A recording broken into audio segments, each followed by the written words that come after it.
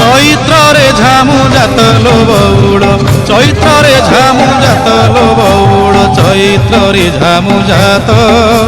তের ভকতিয়া দণ্ড গড়ুথিবে তের ভকতিয়া দণ্ড গড়ুথিবে করিথিবে কাষ্ঠাব্রত চাল চাল সখী ଯିବା দেখি কাকটপুরকু ଯିବା দেখি